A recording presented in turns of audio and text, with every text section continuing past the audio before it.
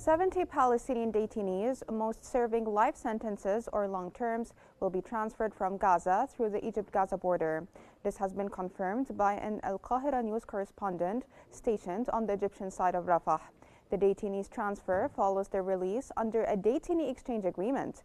Earlier, the Palestinian Prisoners Affairs Committee announced that Israel plans to release 200 Palestinian prisoners, with 70 of them said to be deported outside Gaza and the West Bank as part of the deal.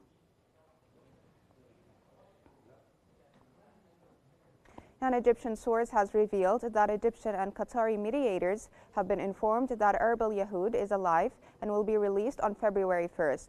This announcement follows Egypt's successful efforts in facilitating a detainee exchange as part of the ongoing ceasefire agreement.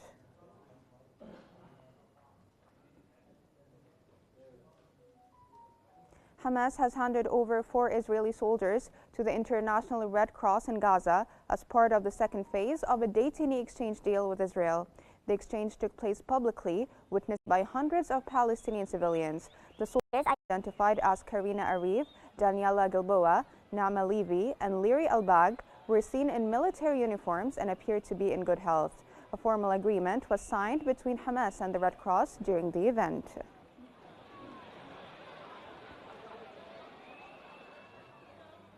Israeli Prime Minister Benjamin Netanyahu has announced that Palestinians will not be allowed to return to northern Gaza until the release of civilian detainee Erbil Yahud is finalized. Netanyahu stated that her release is expected as part of the detainee exchange agreement.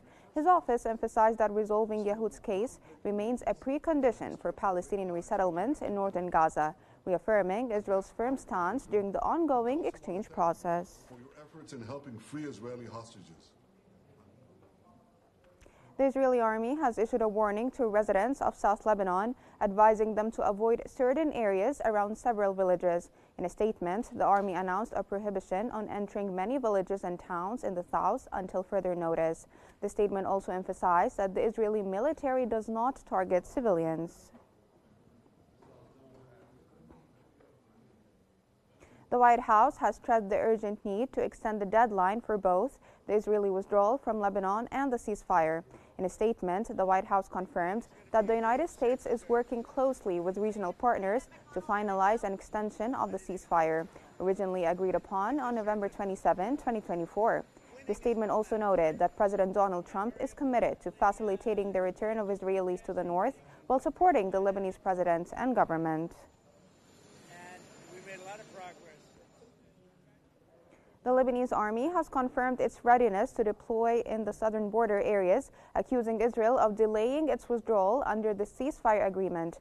In a statement, the army highlighted that its units are actively implementing an operational plan to enhance deployment south of the Litani River, following directives from the cabinet. This deployment has been carried out in coordinated stages since the ceasefire agreement took effect, with oversight from the Connected Committee responsible for its implementation. Syrian Foreign Minister Asad al-Shibani has stated that the Syrian people are calling for the lifting of sanctions that have impeded their development and economic growth. Al-Shibani emphasized the urgent need to lift sanctions on Syria to allow for its recovery, stability, and the opportunity for a dignified life. He also highlighted that Syrian people aspire to be part of a unified Arab project that fosters economic diversity. Economy are diverse, and we have a lot of sectors of industry and tourism. The U.S. Department of the Interior has announced the official renaming of the Gulf of Mexico to the Gulf of America following a decision by President Donald Trump. The department stated in a press release that this change reflects the nation's commitment to preserving the exceptional heritage of the United States and ensuring that future generations of Americans honor the legacy of its heroes and historical achievements.